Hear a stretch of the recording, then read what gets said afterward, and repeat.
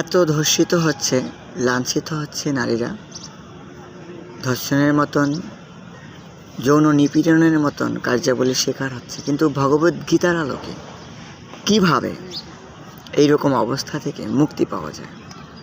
সত্যিকার অর্থে ভগবদ্গীতার সম্পূর্ণ শিক্ষাটাই হচ্ছে উন্নত মানুষ, উন্নত জাতি, উন্নত সভ্যতা তৈরি করার জন্য সাক্ষাৎ পরমেশ্বর ভগবান কর্তৃক প্রদত্ত জ্ঞান বর্তিকা। খুব সুন্দর করে ভগবদ্গীতাতে অর্জুন প্রশ্ন করেছেন। আমরা দেখতে পাই সমাজে বাবা তার মেয়েকে ধর্ষণ করছে। বাবা কিন্তু জানে ও আমার মেয়ে, ও আমার ঔরুষ থেকে জন্মগ্রহণ করেছে, কিন্তু কেন করছে? এর কারণ কি? ভগবদ্গীতাতে অর্জুন বলেছেন, অথকেন প্রযুক্ত অয়ম পাপম চরতি পুরুষ অনিচ্ছানপি বাষ্ণীয় বলাদীব নিয়োজিত। হে ভগবান, মানুষ কার দ্বারা পরিচিত হয়ে অনিচ্ছা সত্য পাপাচারে যুক্ত হয়? তার উত্তরে ভগবান বলেছেন, কাম এষ ক্রোধ এষ রজগুণ সমুদ্ভাব মহাশান মহাপাপাত্মা বিদ্যেন ইহ বৈরিণম। ভগবান বলছেন, রজগুণ থেকে সমুদ্ভূত কামেই মানুষকে এই পাপে প্রযুক্ত করে। এই কাম সর্বগ্রাসী পাপাত্মা, কামকে জীবের প্রধান শত্রু বলে যেন। অর্থাৎ এই পাপ কার্যের জন্য প্রথম দায়ী হচ্ছে কাম। মানুষ জানেই না। তার মনের মধ্যে যখন কোনো উত্তেজনা, কোনো উদ্বেগ পরিস্থিতি তৈরি হয়, তখন সে মনের সে কার্যাবলীর দ্বারা প্রভাবিত হয়ে সে জঘন্য নিকৃষ্ট কাজগুলো করে। কিন্তু ভগবদ্গীতাতে ভগবান বলছেন, যে ব্যক্তি মৃত্যুর পূর্বে কাম, ক্রোধ, লোভ, মোহ, মদ, মাৎসর্য আদি রিপুসমূহ বেগকে সহ্য করতে সমর্থ, এগুলোর দ্বারা প্রভাবিত না হয়ে ধৈর্য ধারণ করতে সমর্থ, সেই মুক্তি লাভ করতে পারে এবং সেই সুখী হয়।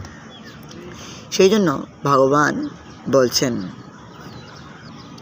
ত্রিবিধ নরকস্য ইদম দ্বারম নাশনমাত্মনম কাম ক্রোধ লোভ তস্মাৎ এতত্রয়ম ত্যাজেৎ।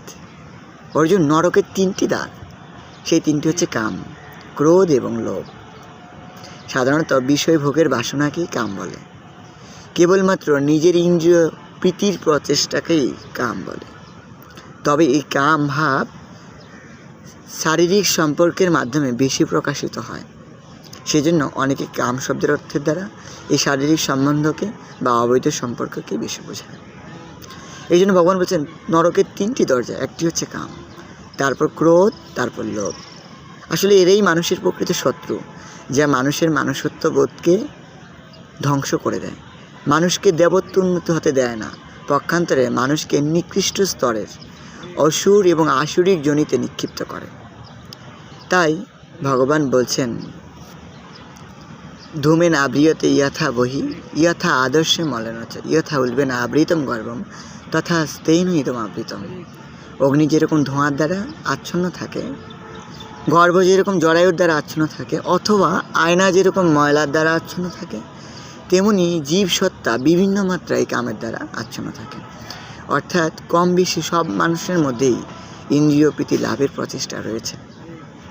কিন্তু মানুষ যদি এ স্বরূপকে জানতে পারে, কি কেন এটা হয়, এটা থেকে প্রতিকারের প্রক্রিয়া কী, তাহলে মানুষ এরকম নিকৃষ্ট স্তরের কার্য থেকে মুক্ত থেকে নিজেকে দেবত্বে, মহান ব্যক্তিত্বে উন্নতি করতে পারে।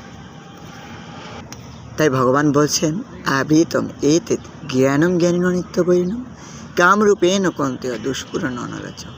হে অর্জুন, এই কামরূপী দুর্বারিত অগ্নির দ্বারা মানুষের শুদ্ধ চেতনা আচ্ছন্ন থাকে। এমনকি জ্ঞানী ব্যক্তিও এই কামের দ্বারা প্রভাবিত হয়। আমরা দেখি সমাজে কত জ্ঞানী, শিক্ষিত, কত ভালো অবস্থানের ব্যক্তিরাও এইরকম নিকৃষ্ট জঘন্যতর কার্যগুলো করে। কারণ কাম যখন উৎপন্ন হয়, মানুষ তখন তার হিতাহিত জ্ঞান হারিয়ে ফেলে, তার ফলে সে নিকৃষ্ট স্তরের কার্যগুলো করে ফেলে। কিন্তু এই কার্য করার পরে সে আফসোস করে, আমি কেন এই কাজটা করলাম, আমি যদি এটা না করতাম তাহলে হয়তো বা ভালো হতো। এই জন্য ভগবান বলছেন, ইন্দ্রিয়াণি মনোবুদ্ধি স্বাধিষ্ঠানম উচ্যতে এতই বিমোহিত এসো জ্ঞানাবৃত দেহিনম। ভগবান বলছেন, ইন্দ্রিয় সমূহ, মন এবং বুদ্ধি হচ্ছে কামের আশ্রয়স্থল। অর্থাৎ আমাদের যে ইন্দ্রিয়গুলি রয়েছে, চক্ষু, কর্ণ, নাসিকা, জিহ্বা, ত্বক, বাক, পানি, পাঁচ পায়ে উপস্থিত এবং মন, এই সমস্ত জায়গায় কাম অত্যন্ত সূক্ষ্মভাবে অবস্থান করে আমাদেরকে বিভ্রান্ত করে। আর আমরা বুঝতে পারি না। চোখ একটা খারাপ কিছু দেখেছে, সে মনকে ইশারা দিয়েছে, আর আমি মনের ইশারা মতন চলতে শুরু করলাম এবং আমি সেই খারাপ কাজটা করে ফেললাম। এটাই কারণ, এটাই ভগবদ্গীতার তাত্ত্বিক শিক্ষা। কত সুন্দর বিশ্লেষণ। এই জন্য ভগবান বলছেন, তস্মাত্তম ইন্দ্রিয়াণি আদৌ নিয়মাৎ ভারতস্য পাপ্পন প্রজয়ন জ্ঞান বিজ্ঞানম নাশনম।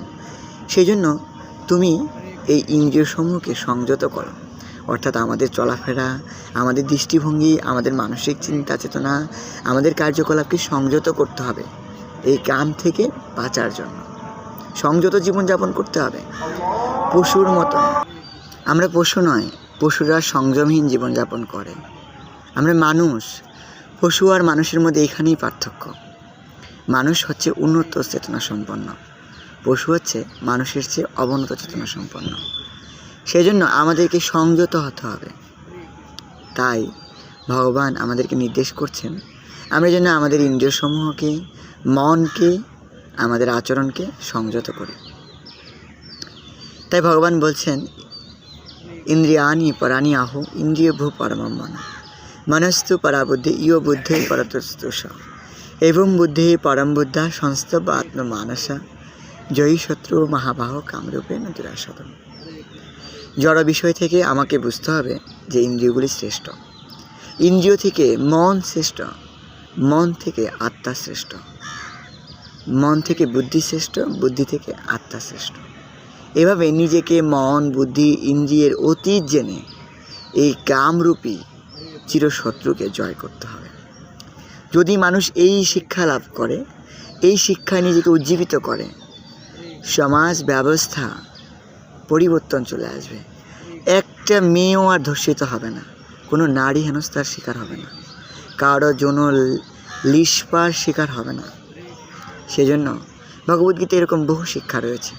2য় অধ্যায় ভগবান খুব সুন্দরভাবে, চমৎকারভাবে অপূর্ব মানম অচলম প্রতিষ্ঠিতম সমুদ্র আপ প্রবসন্তি যদৎ তদৎ কামা ইয়ম প্রবসন্তি সর্বে শান্তিম অধিগচ্ছতি।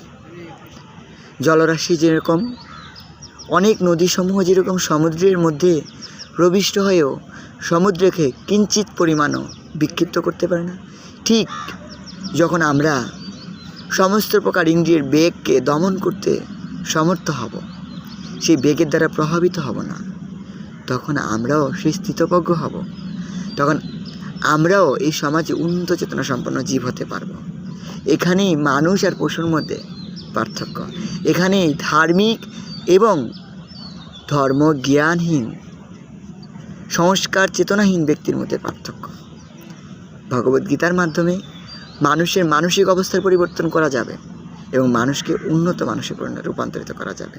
তাই আসুন আমরা ভগবদ্গীতা শিক্ষা গ্রহণ করি এবং সমাজকে উন্নত সমাজে পরিণত করি। হরি বল।